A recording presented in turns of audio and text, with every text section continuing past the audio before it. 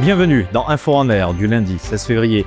Et on commence avec le lancement d'une usine de production de trains d'atterrissage du groupe Safran à Noissar. Lors de la cérémonie présidée par Sa Majesté le roi Mohammed VI, le ministre de l'Industrie a fait savoir que la future unité de nouvelle génération s'étendra sur 26 000 m² au cœur de Mid-Park, sur un foncier total de plus de 7 hectares.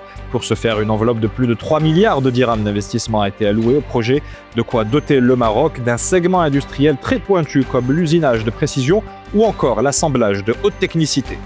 Royal Air Maroc poursuit son développement dans la péninsule ibérique avec la mise en place de nouvelles connexions directes entre les deux royaumes. Présente sur le marché espagnol depuis plus de 50 ans, la RAM vient d'initier de nouvelles dessertes régulières reliant Tanger et Tétouan à Barcelone, Malaga et Madrid, en plus de la connexion entre Nador et Barcelone.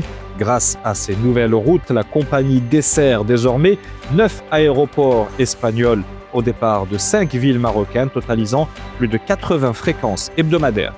La Chine appliquera à partir du 1er mai un régime de droits de douane nul sur l'ensemble des produits en provenance de 53 pays africains avec lesquels elle entretient des relations diplomatiques, dont le Maroc. Beijing entend ainsi faciliter l'entrée des exportations africaines sur le marché chinois, sachant que les échanges commerciaux sino-africains ont atteint 348 milliards de dollars en 2025, en hausse de 17,7% sur un an, dont 225 milliards de dollars d'exportations chinoises.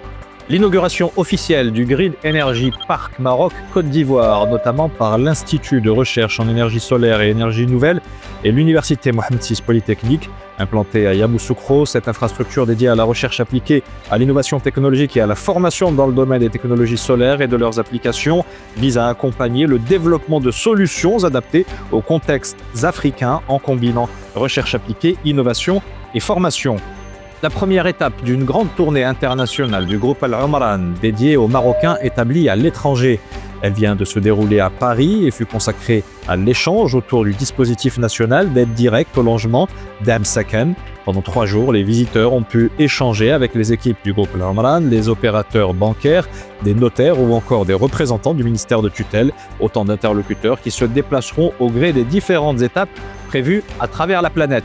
C'est la fin de cette Info en Air. Avis aux PME Infomédiaires vous propose une interview et un site web pour mettre en valeur votre activité. Si vous souhaitez bénéficier de cette offre choc, n'hésitez pas à nous contacter via WhatsApp au 06 0001 43 78 et d'ici là, portez-vous bien.